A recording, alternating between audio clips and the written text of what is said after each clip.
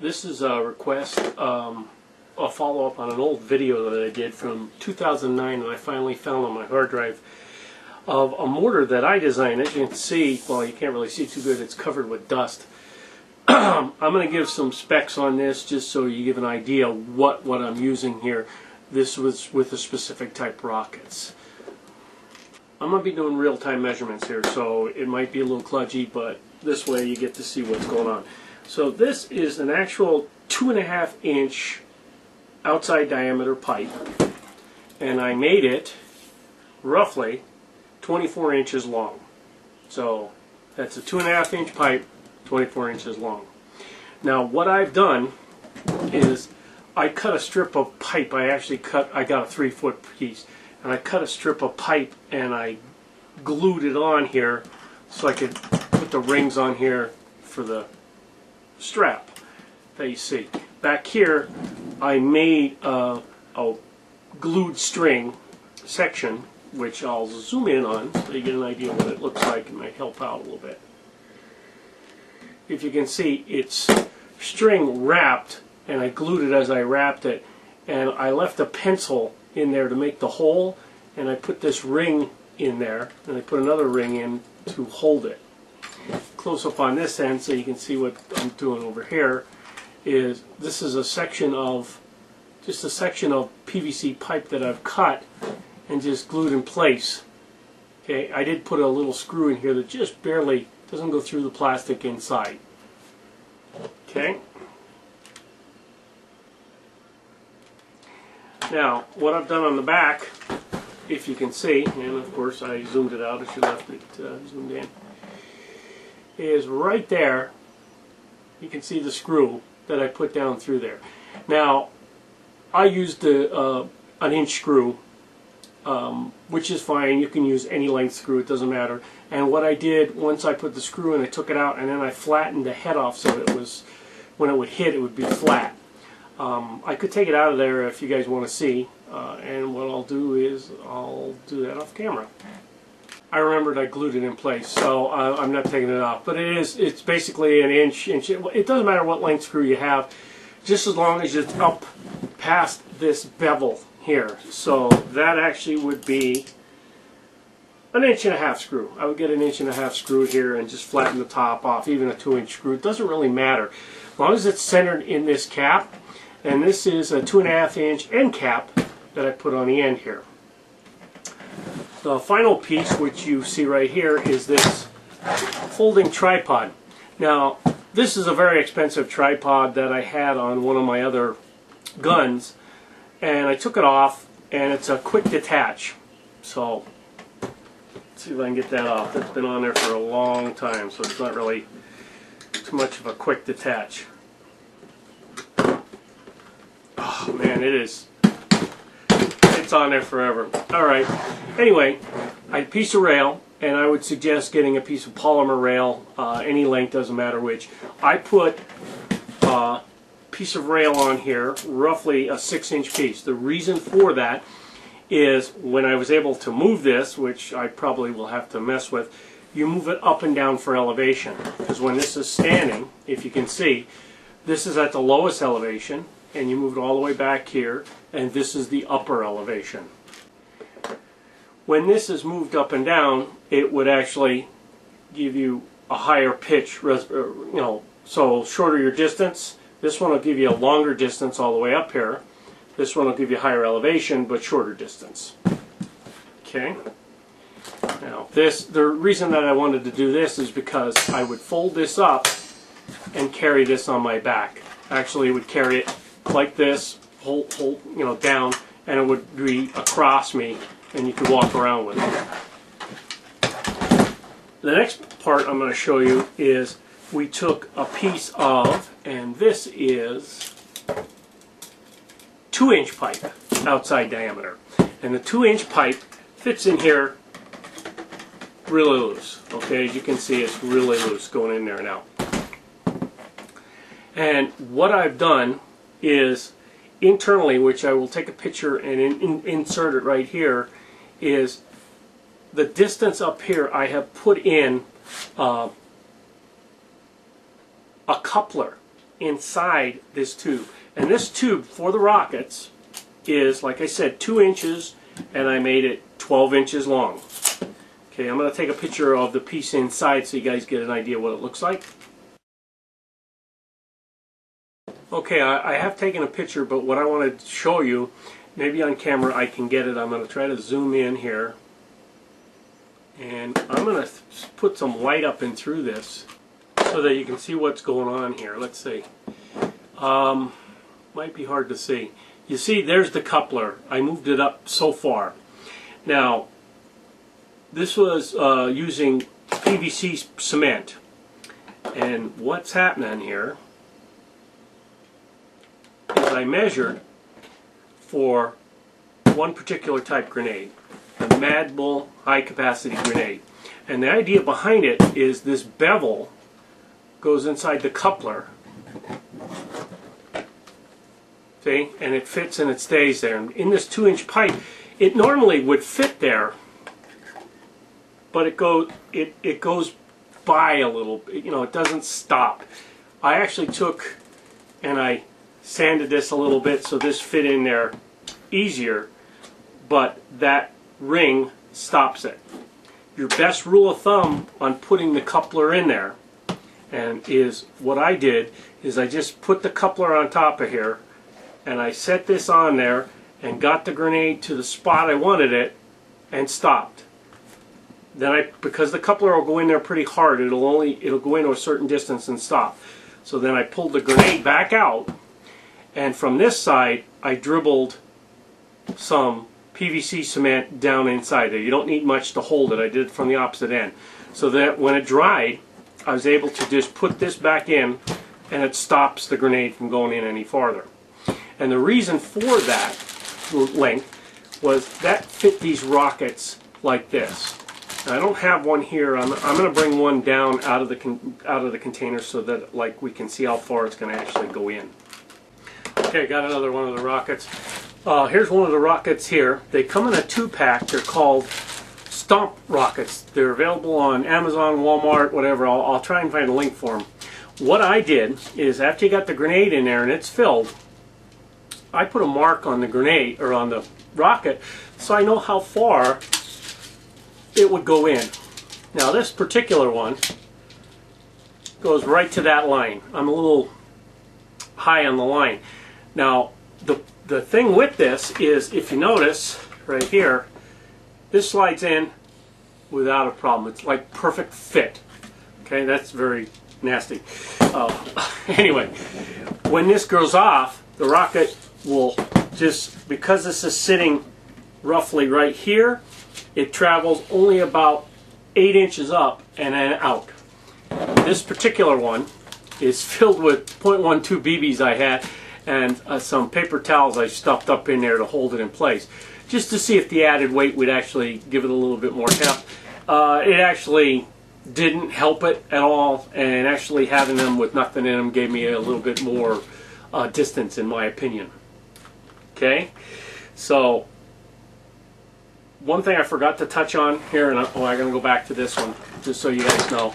I used a 6-inch piece of rail here, and because I'm saying this polymer rail is the best way to do this, just mark a center line up about, and on the 24-inch pipe, come from the top down and start it at 10 inches, and then it'll go down to 16 inches.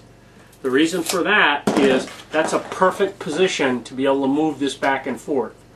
You get a certain elevation, and then just because it's a quick detach I have on here, you can just move it back and forth. You start at 10, go to 16. Now, I tapped it like I got some real short metal screws, okay, for this.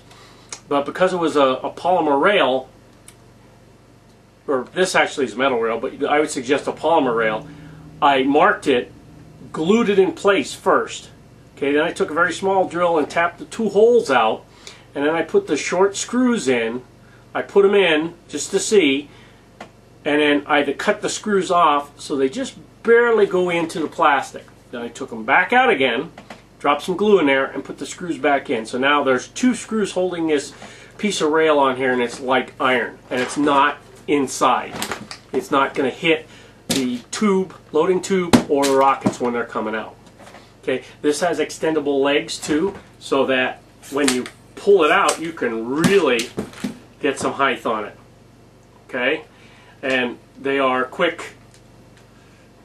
Quick, pull them back in, and then down, out of the way, and you can lay this. You can even fire it like this if you want to pull it back and let the rocket come back and hit the screw at the bottom. Okay, so once you get the shell set inside here, like I said, and you get your rocket in here, you'll see that the fins, you got to twist it a little bit so the fins go in there. And if you push it in too far, it might knock the grenade out. So what you want to do is you want to get your grenade set, okay, which is set, and then the rocket's just barely going to go in there and hold. There's enough pressure on it so that it will pull out. Okay, there's enough of pressure inside there to get it so it stays. And this will and pop it right out. That's the stomp rockets too. I'll probably put a link in there for that. Okay, again, another 2-inch piece of pipe, outside diameter, so it'll slide in here without a problem. This is actually, I cut it 8.5 inches, and the reason for 8.5 inches, and this is for whatever you want to do, I was using this originally with my 48 round grenades right here. Now, they do still fit the high capacity shells. They don't fit the high capacity shells. I did not make it for that. You would actually have to make it a little bit longer if you wanted to use the high capacity shell in here. I put the ring on the 48 round grenade shell and I pushed it up in there, and it's a solid fit. And the reason for that is I bought practice golf balls. This is a container of like 30 or 40. And what you do with these, if you look at these are Callaway brand, but they're, look at, soft rubber balls, all of them. And you would put 1, 2, 3 in here, and they fit perfectly right to the top.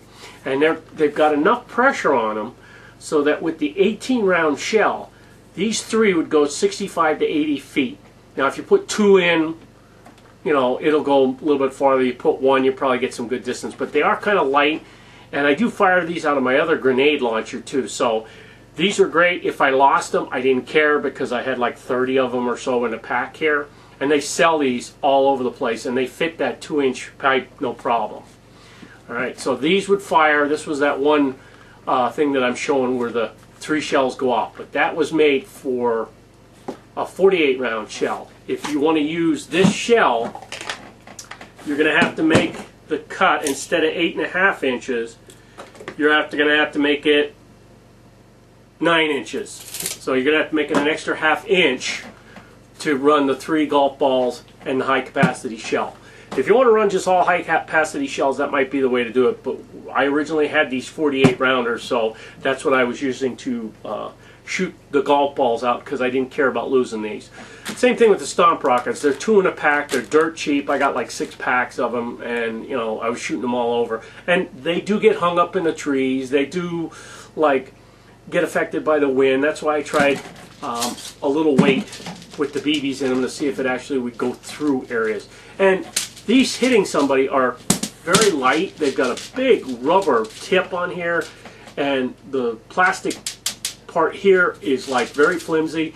But if you get hit with this, even straight on, it'd bounce right off and it wouldn't hurt you. Same thing with these rubber golf balls. I've shot these from my regular grenade launcher, pistol launcher, and hit people in the chest with them, and they don't even feel them, or it doesn't even hurt them. So I wouldn't worry about like causing damage to somebody with these.